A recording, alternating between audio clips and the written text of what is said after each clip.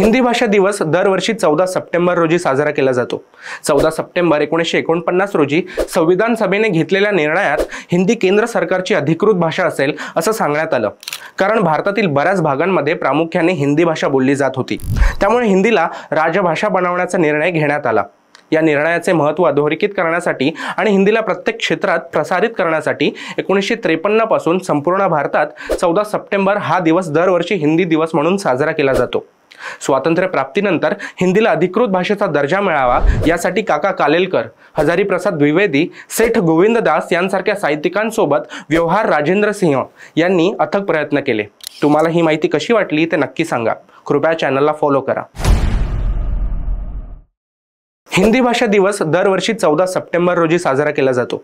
14 September 1949 रोजी संविधान सभेने घेतलेल्या निर्णयात हिंदी केंद्र सरकारची अधिकृत भाषा असेल असं सांगण्यात आलं, कारण